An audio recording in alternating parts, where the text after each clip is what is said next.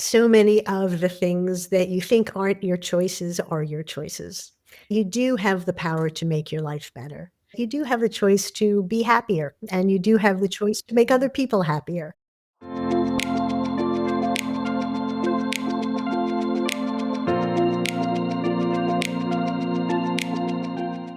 Welcome back to the show. Today's guest is someone whose work has shaped how millions of people think about happiness, success, and the power of gratitude. Janice Kaplan is a journalist, the former editor-in-chief of Parade magazine, the best-selling author of the Gratitude Diaries, among 17 other books, and she's worked with everyone from presidents to pop culture icons. Her latest book, What Your Body Knows About Happiness, is a true masterclass in how we can feel our way into happiness instead of think it. Janice brings warmth, wit, and science-backed insights that will surprise you, empower you, and maybe even shift how you relate to your own body and mind. Let's dive in. Janice, I am so incredibly thrilled to have you here with us today. And you have had such an expansive career, from producing major network television to editing Parade to authoring best-selling books. It's so many wonderful things. So, what's been the common thread or the driving force in your work over the years? Thank you, and it's a pleasure to be with you, so thanks so much for having me.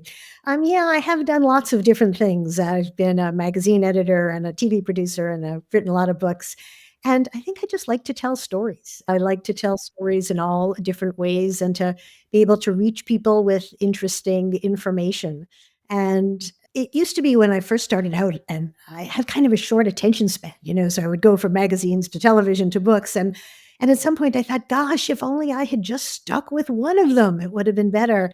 But then very quickly, all of media, as you know, started to blend together. And so having the ability to do lots of different platforms and find different ways to tell those stories really made a difference.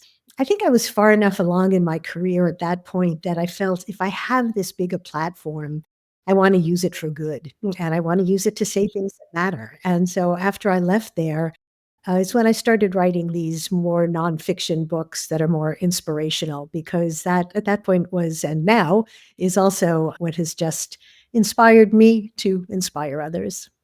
I love that. And for those who are not familiar with your work, we're definitely going to talk about it because I, for one, love your work and your books. But can you tell us what initially kind of sparked the really deep interest into exploring human happiness and gratitude? Well, the Gratitude Diaries was a big bestseller that came out, unbelievably now, almost 10 years ago.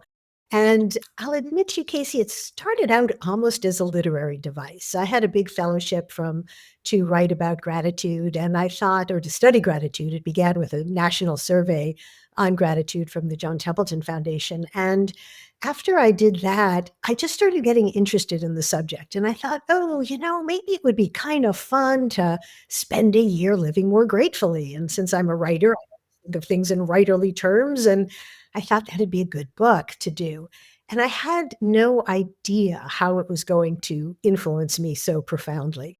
And so from the very beginning, from the very moment I started taking that on and truly living more gratefully and changing my attitude, I was just stunned by what a difference it was making.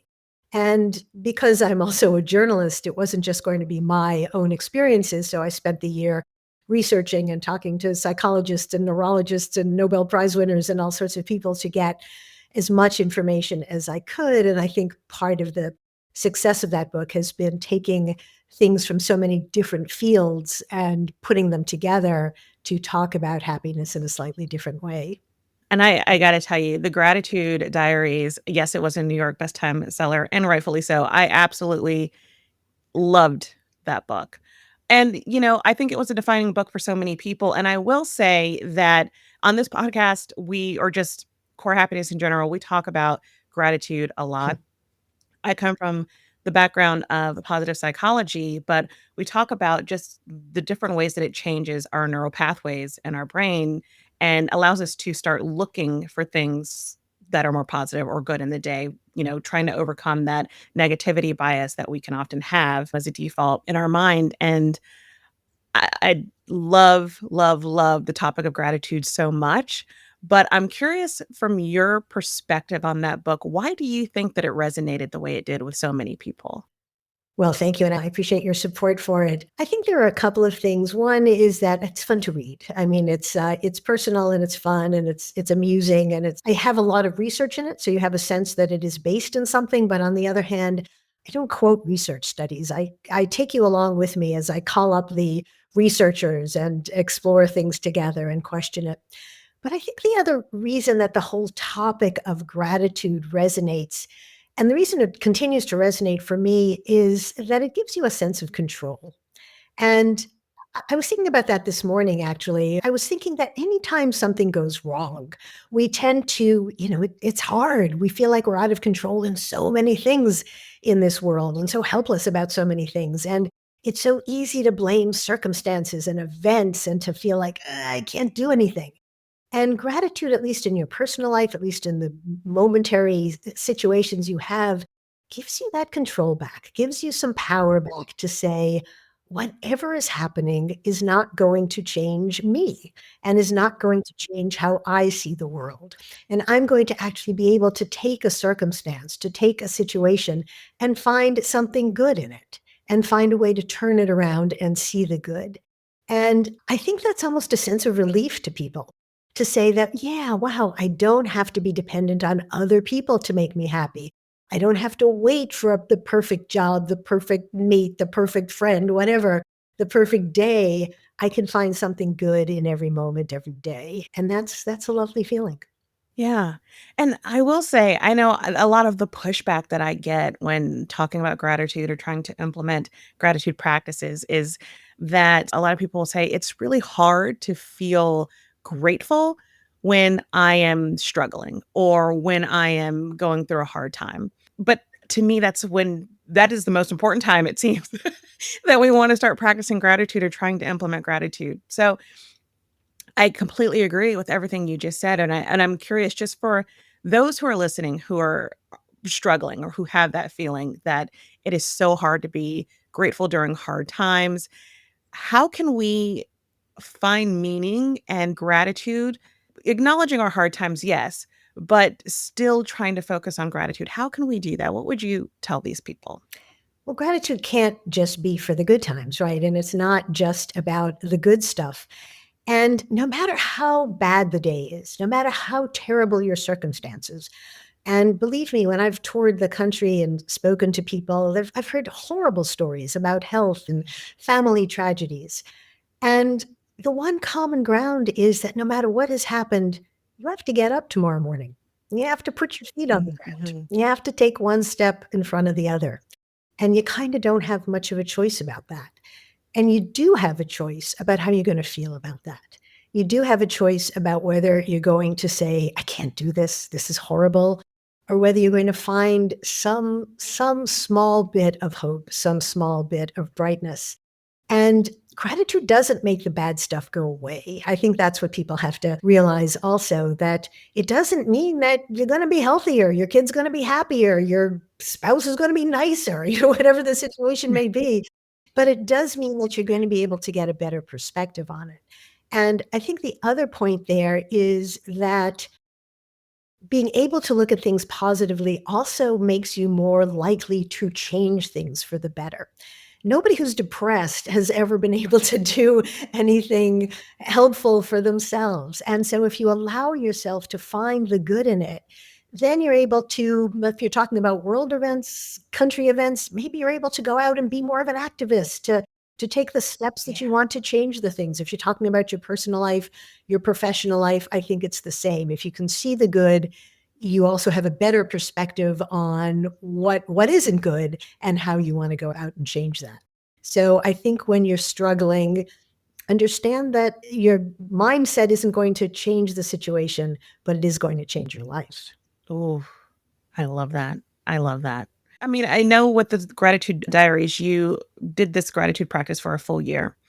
And I'm curious, coming out on the other end of it, has your definition of happiness changed or evolved from when you started out to now? It's a great question. And it leads to the book that I just wrote, What Your Body Knows About Happiness. And what I realized when I wrote the Gratitude Diaries is that you use your mind to change a situation and to turn things around. And I had a situation that I actually start this book with where I was on a vacation. And now I know it's hard to get sympathy for a story told about a vacation, but it was one of those days where, flights are delayed and everything feels wrong. And I was standing in a very small airport and I started, I'm the gratitude lady. I started doing my gratitude practices, to try to find the positive in it. And it worked. It got me out of the airport. And then we were on a boat to our final destination. All of a sudden, the sun was shining, the water was sparkling, and I suddenly felt really calm and I felt really happy. And I didn't have to do any of my gratitude games or any of my gratitude tricks. And I thought, what just happened? And I realized that our environments are very, very powerful and very powerful in changing how we feel.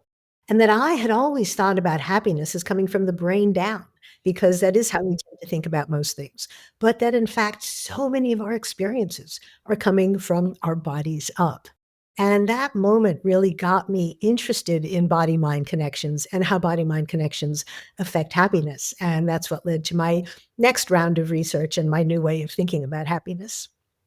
Oh, yes, and I loved that you said that because I was gonna say one of the things I love about your new book, What Your Body Knows About Happiness, is how you challenge those old beliefs.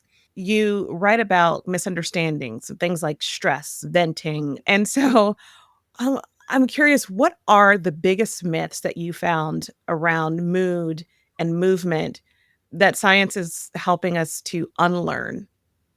Well, I think the first one is just the basic idea of our brain being the great computer that controls everything. And it turns out that it's not. And as one neuroscientist said to me, our brain is just a 3-pound blob sitting inside of a very dark skull. And the only information that it gets is from what it's being fed into it, what's being fed into it from your body, from your senses, from your environment, from all of the experiences that your body is taking in. Your brain is a prediction machine. It's basically looking at all this information that it's getting and thinking, what do I do with this? What happens next? And so, mentioned, for example, stress. Well, we think of stress as being this great negative, that I'm stressed. That's a terrible thing. Well, yes, too much stress can be that way, but turn it around. Stress is your body getting ready for something difficult. Stress is your body being prepared for a challenge. But the problem is when your brain starts to misinterpret that. So let's say you're about to give a speech, you're giving a toast at your best friend's wedding, and you're really anxious about giving that toast, and your heart starts pounding and your hands are sweating. And so you tell yourself you're stressed, and now you're getting more and more anxious. I'm so stressed. I'm going to do a terrible job. Well, if you try to just tell yourself, as many of us would, no, no, no, I'm calm, I'm fine, your brain, which is constantly scanning your body, is going, nope, do not believe that. Your chest is pounding, your hands are sweating, you are not calm. But what you can do is take those physical symptoms and think, what else do those stand for? What else gives you that sense? Well, excitement. Excitement also makes your chest pound and your hands sweat. Your brain's going to believe that one. Your brain's going to believe that little slight reorientation. So now you tell yourself, I'm so excited to be giving this toast. I so want to be able to stand up in front of everybody and tell my friend how much I love her, how excited I am for her future. And that little twist in thinking is a way of coordinating body and brain to do what you want it to do. And I find that really fascinating because I think, as I said, what we often do is fight against our bodies. We often say, no, no, no, I'm calm, I'm not stressed, I'm okay. And we don't say, well, let's me take what my body is actually feeling and try to use that in a positive way. And I think once you can start to think of your body in that way, it makes a big difference in your happiness and in your ability to move forward. I love how it's that mindset shift because it is not fighting your body. It is essentially working with your body and then having that true connection. But I do love that mindset shift. And I think another thing you talk about is blowing off steam and how that actually makes us more anxious.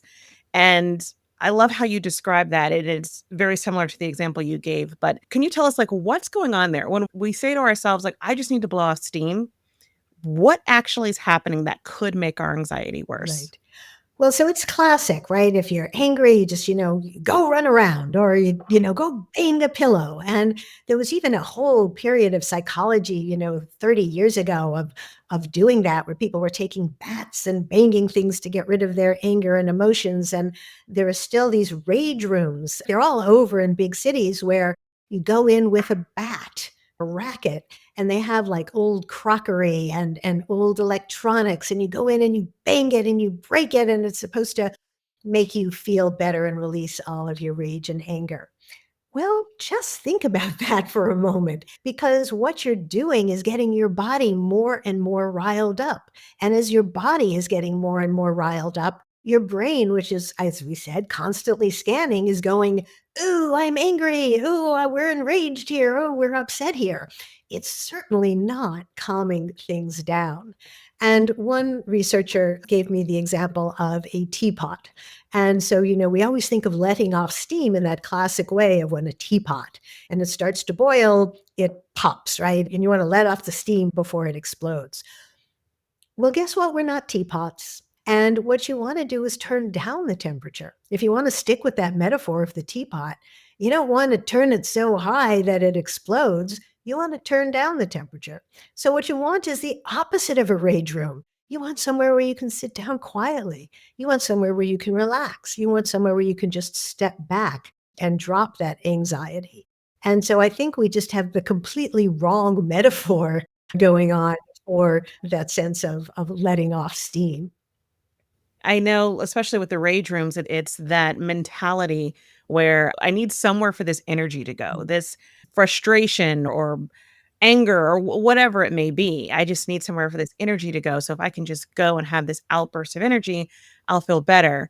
And what you're saying is we don't think about it from the other perspective that if we are feeding our body and our movements and our mind with I'm angry and I'm blowing off steam, that could have an adverse reaction. So that is very interesting.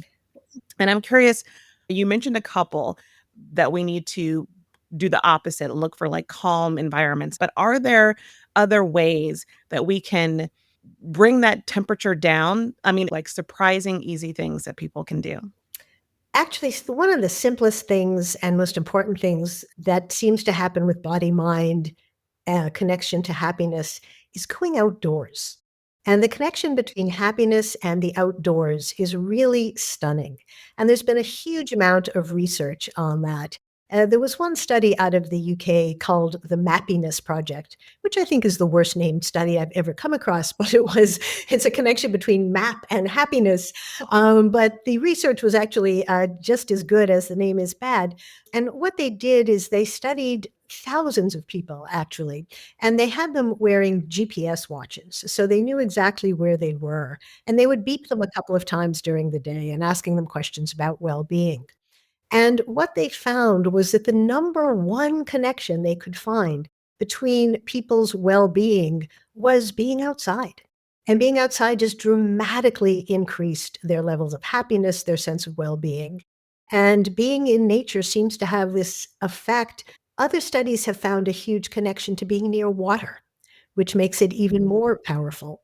And water has something which researchers refer to as soft fascination. And nature in general has that also, which is that if you take a walk through the woods, or if you're standing by a lake, a stream, it doesn't have to be the ocean, there's something interesting going on. There's the colors of nature, there's the rippling effect of the water. There's something that keeps your mind interested, but not so overwhelmed that you can't think about other things. And so there's something very calming about it. And our stress hormones actually go down, our levels of cortisol go down, our muscles unclench, our blood pressure goes down. And that's particularly true. Those studies have been done around water and similarly around other spots in nature. And it's almost a magical effect that we should just recognize more and allow to happen. I think so often, so many of us are on our computers talking to each other and sitting in a chair. And, I'm a writer, and when I'm working, and if I'm working on something, I get my muscles get clenched and I lean harder and harder over my laptop and I say, I'm not getting up until I figure this out. Well, it's the exact opposite of what you should do. Like if you get up, if you take a walk, if you go into nature, if you relax for a little bit, creativity improves, your sense of calm improves. And so I think using that as an outlet and as a tool, the motion, the being in nature is really strong. One other quick thing about being in nature is that there have even been studies that have found that when people take walks in nature versus taking a walk in the city, they do, I think it was 50% better on memory tests. So it's affecting our brains in ways that we can't even begin to imagine. A perfect example, and I talk about that so much on the podcast. I absolutely agree. I mean, and I'm like the science nerd, so I completely geek out over things like that. But yes, there is an energetic level of calming. I mean, we're all energy, obviously, but there is an energetic level when you are out, and which is why they call it grounding, right? And you go out into nature and you have grounding, and it's really that calibration of energy. And the same thing happens when you're at the beach. That's been actually scientifically proven also. So absolutely. And I know people think, well, I can't take a vacation and I can't get away. And that's the only way I'm going to be able to have this release of stress, or they go on vacation and they come back and they were like, "Well, I was calm when I was at the beach, but now I'm stressed again." And it's like, "But you can simply go outside." Right. It's something so simple and small can be so incredibly Yeah. helpful. I'm curious, when you were doing your research for this newest book, was there anything that just surprised you that you just didn't realize before? Like, just like, "Wow, I wish more people knew that. I didn't know that." Oh, so many things. Um, but I think one of the first pieces of research that got me was when I interviewed a professor named John Barge at Yale. And he's a professor who has been doing fascinating research for many, many decades in this field. And he did a study some years ago where he invited volunteers, which of course are always college students, to come to his lab. And they were met downstairs by one of his associates. And she was holding some papers, and they got into the elevator to go up to his lab. And she would sort of fumble with the papers, and she would ask them to hold her coffee for her. And some of the people she gave a hot cup of coffee to, and some of them she gave an iced cup of coffee to. And they would hold the coffee until they got up to the lab. And then they went on to what they thought was the experiment, where they were asked to evaluate certain people who were described to them. Well, the real subject of the research, which they didn't realize, was that the people who were given the hot cup of coffee described the people as being warmer and kinder than the people who were given the cold cup of coffee. Now, this sounds absolutely nuts. And how could that be? But our brains seem to think in metaphors, and our brains are getting information that they don't always know what to do with. So you're holding something warm, and all of a sudden there's a warmth in your body, and you're introduced to somebody, and you feel a little bit more warmly towards them, or think of them as being a little bit warmer. Now, this research has been repeated in all sorts of ways. There was a professor at the University of Michigan in the business school who was doing a study on negotiating. And he found that people negotiated harder when they were sitting in hard chairs than when they were sitting in soft chairs. Now, again, what's that about? Well, it may be that if you're sitting in a hard chair, you're getting a message of tension and hardness, and it comes out in how you're negotiating. Soft chair, soft heart. It may be, again, that kind of metaphor. And I just found that so fascinating. And if I may, I'll tell you one more study that was very similar to that. It was done on resumes. Now, resumes are sort of a standard, as you know, psychological test. And if I gave you somebody's resume to evaluate, you would go, oh, she's checking for unconscious bias, and I'm not going to let the person's gender or ethnicity or location make a difference. But what you might not think about would be the weight of the clipboard that was holding the resume. And it turned out that the people whose resumes were on heavy clipboards were judged as being more serious. They were judged as being heavyweights. And the people whose resumes were on light clipboards were seen as less serious. Again, if you asked anybody, Did the weight of the resume have anything to do with your evaluation? I would say, of course not. Don't be ridiculous. But our bodies are sending these unconscious messages all the time, just like the hard chair, just like the warm coffee. And I found that stunningly interesting and made me realize that, look, those are not necessarily things that we can use on a daily basis, though I guess you could throw some softer pillows around your house, and if you have friends over, make sure you give them a warm drink as well as a cold drink. But what it said to me was that we need to be more aware of our bodies, and we need to be more aware of the messages that are being sent. So, in a practical way, there were some things that I discovered after that. So, for example, there's a lot of research that shows that if you sit up straighter, or if you stand up straighter, you have more access to happy emotions. You have more access to happiness. And it sort of makes sense because, again, with our constant brain scanning, when you're depressed, you naturally slouch, and your body starts to think of slouching as a sign of depression.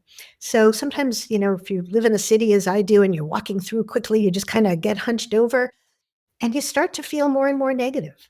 And I've started to use this as one of my tools when I'm in the city and I'm starting to feel really, overwhelmed by something. I used to sometimes physically make myself stop and think of something positive before you go on. Think of something to be grateful about before you go on. And now I'll actually stop and just stand up a little straighter and I'll look up at the sky. And maybe I'll still try to think of something positive, but it's a lot easier to think of something positive when you do that. And I love the idea that it just gives you one more tool in that happiness toolbox to say, I'm feeling terrible. I know it's silly, but I'm just going to stand up straight and take a deep breath. And it can make a difference.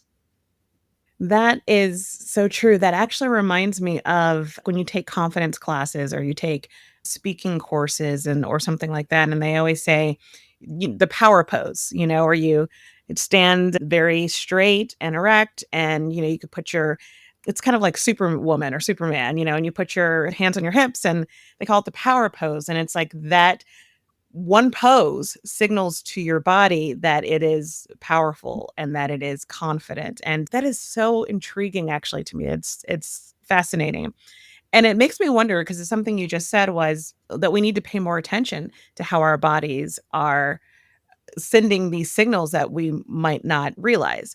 And so, are there things that we should be aware of, or have you come across anything in your studies where even if we are doing something with good intentions, it could be zapping our joy based on the signals that our bodies are sending? It's a great question. And yes, I think our bodies can often be sending negative signals.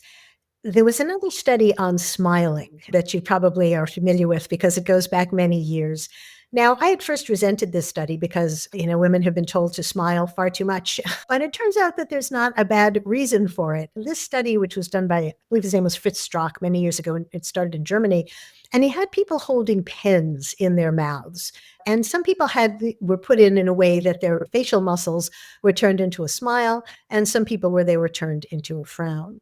And the people whose faces were pushed into a smile found cartoons funnier and were happier than the people whose facial muscles were pushed into a frown.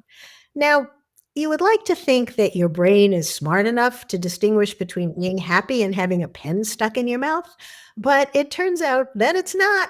There's something called the facial feedback hypothesis, where your brain is checking the facial muscles and determining how to interpret them and how to feel. So it's true that if you smile, you're going to feel a little bit happier. And if you're constantly frowning, you're going to feel a bit more negative, even if you don't think that's how you're feeling.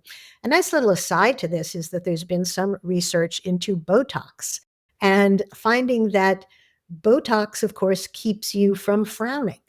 And early research suggests that if you can't frown, you may feel happier because your brain can't be getting the message of unhappiness. So I don't use Botox, but if anybody needs an excuse to use it that has nothing to do with vanity, I've just given you one. It is to be happier. That's actually really fascinating. I haven't really thought about that. That's really fascinating. Huh. That one's making me think a little bit. That See, is you can really run out right fascinating. now. You don't need it, but when some years from now.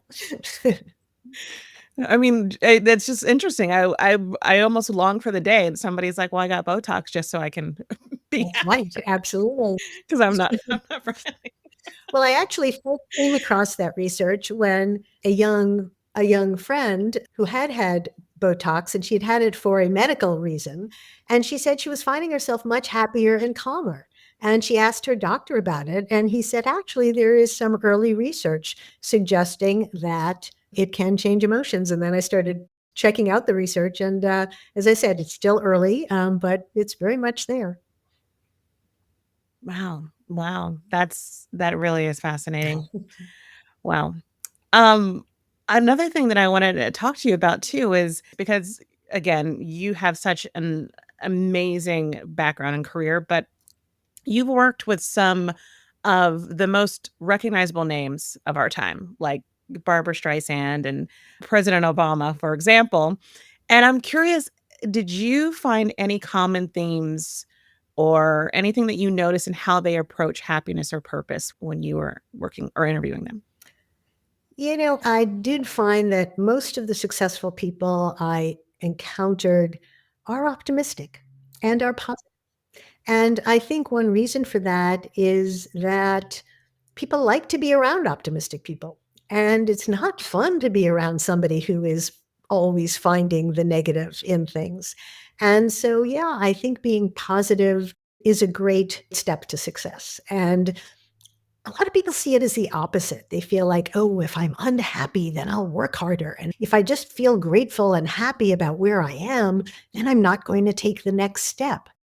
And back when we did the Gratitude Diaries and we did that national survey, which I mentioned, we found that people are less likely to express gratitude at work than almost any place else. And that's kind of a shame because, we spend more time at work than almost any place else. And I think part of it is, I just said, that fear that I'm grateful, it cuts back on my ambition. And the truth turns out to be the opposite, that grateful people, happy people tend to be much more successful. In that survey, we found that something like 90% of people said that they would work harder for a grateful boss, and that they thought a grateful person was more likely to be successful because nobody succeeds on their own. And if you're grateful and kind to people, they're more likely to be supportive of you. One of the things that I find, especially in coaching, a lot of people will come and talk about their career and their frustrations, and that is so Mm. true. It's a lot of people don't think about gratitude at work. It's just work is always the drag, it's always the drain. But then when you talk about one of the things I always ask is like, what would make it better? What would help a situation? What would make you look forward to work? And it's always about getting acknowledgement from a boss, or it is something along the terms of if my boss just showed some appreciation or if my coworker showed me some respect. Like it really comes down to essentially exactly what you were just saying. That is, I think that's so important. I think most people realize that only when they're being pushed to really think about their work situation. I always say that is so important with management. So I love that you said that. One of the things I'm wondering is for people who are listening and they feel stuck or they feel disconnected from their body or maybe anxious or overwhelmed, which is a common thing with always having to be on nowadays, always having to be connected in some way. Usually people feel like they're pulled in many different directions, working on many different roles and responsibilities. Where would you encourage them to begin? And I'm saying this on the premise of that on this channel, we do talk a lot about mind body, but it's usually from the form of meditation and breath work. And a lot of times the pushback again is, I don't know how to meditate. I don't know how to quiet my mind. I don't know how to sit in silence. I'm curious, what would you say to someone who feels disconnected or stuck? Where would you encourage them to begin with the mind body It's a connection? great question. I think maybe think back to the things that as a child made you happy. Did you like to run? Did you like to swim? Did you like to dance? Because as I said before, I think movement should be part of joy. And I swam as a kid, and then I stopped swimming for years and years. I didn't want to put on a bathing suit. It was too much trouble and all those other things. And A few years ago, I got over all that and I just started swimming again. And I'm not a great swimmer, but I enjoy it. I like being in the water. And I find that often when I go to a gym and I want to exercise for a half an hour, I am watching the clock and going, we are now at 22 minutes. We are now at 23 minutes. And it's a chore. And when I'm in the water, I just enjoy being there. And when 30 minutes is over, because the place that I go in the winter, I only get to be there for 30 minutes. I go, it's done already. I have to get out. And, because it's a pleasure. It's my enjoyment. So think about what you enjoyed when you were younger. And if there was nothing, then just go out and take a walk. Just go find someplace pretty. You drive 10 minutes from your house. I guarantee you can find a park or a stream or a lake or someplace pretty that you can just take a little walk. And I can almost guarantee that you're going to feel different, that you're just going to feel a sense of relaxation. You're just going to appreciate nature. Don't put in headphones. Don't I hate to say it, but don't listen to this podcast. Listen to it when you get back home. Um, Listen to the birds, look at the trees. Just allow yourself to experience something in real life and in real time. None of us are going to be completely divorced from our screens, and we shouldn't be. And we can learn huge amounts of things from podcasts and YouTube and all sorts of other places. But we also need that time of just experiencing our bodies and experiencing life in real time. Yeah. Well, Janice, this has been such a beautiful and empowering conversation. So thank you so very much. I think there's so many nuggets for our listeners. But before we close, I wanted to ask you a few rapid fire questions just to let them know more about you, learn more about you. But what is a body based practice that you would swear by? For me, it's just walking, just moving your body in some way. I am not a person who likes massages. I don't I don't go to spas, which shocks people, but, and some people do enjoy that, but for me, body-based is just enjoying my own body myself. What is a moment of unexpected happiness that stays with you? I have moments in places that I think when we think of happiness, we so often put it to a place. And for me, I do travel a lot, and I can think of spots where I have just stood on a mountain and just felt that flood of happiness, or actually, stood in an ancient ruin and had this sense of history just pour over me, and think of our place in the world. And so those moments are very powerful to me as being within a place and feeling my place in them differently. When I was young, I used to love to go to the beach and into the ocean and just look out in the ocean. And my husband and I had a joke about the vastness of the universe, because on one of our first dates, I was standing at the beach and I was looking out and I said, don't you think people just come here because when you stand and look out at the ocean, you feel your small place in the vastness of the universe? And the man who would soon become my husband looked at me like I was crazy, and he said, "No, I think people come because they like the sand." Uh, but vastness of the universe became our joke ever since, and I do feel that. I like to feel that sense of place in the world and in history. I am right there with you, by the way. I the same. I love going to the beach because I do feel the vastness of the world, and it's very humbling to think about uh, just really kind of how small we are in such a vast world and how beautiful. It's just beyond our day-to-day perception. It's just a reminder of how big and expansive this world is, and especially even traveling in different cultures. So, I'm right there with you. I Absolutely. love what you said. I say the same So exact kidding. thing. If you could leave one important message with our listeners today, what would it be? I think it's that so many of the things that you think aren't your choices are your choices, and that you do have the power to make your life better, and nobody else does. It's very easy to blame other people or demand things of other people, but really so much of it comes down to your choice, and to realize that you do have the choice to be happier, and you do have the choice to make other people happier. and to try to see the world and your own experience in it as a better place. And try to do that, and you'll make yourself and others a lot happier. That's beautiful. That's beautiful because it really is just one small thing a day. Like, that's what I try to tell people, even if it's just holding a door open for someone, Mhm. smiling, waving, just the little small decisions that we make, the micro decisions that we make every day could change your entire life if you allow it to. So that is so beautiful. Thank you so much for this insightful and soul nourishing and honest conversation. I know that our listeners are going to walk away feeling empowered and hopefully more connected to themselves. We will be sure to link to both books and your website, but is there anything else you wanted to share with our audience in terms of how to contact you? Well, I do have a website, which is just janicekaplan.com. And there's a way to contact me there. And I love to hear from people and to hear your tricks for happiness and for gratitude. So please be in touch. And this has been a pleasure to talk to you. Thank you so much for having me. And we're going to have to go to the beach sometime, quite Yes, clearly. clearly. Thank you so Thank much, you. Janice. I thank you for joining me today. If you enjoyed this podcast, please feel free to rate it or leave a review. If you have any thoughts or questions, I would love to hear from you. You can email podcast@corehappiness.com. For show notes and additional resources, you can visit www.corehappiness.com. As always, please remember, never let anyone diminish your light.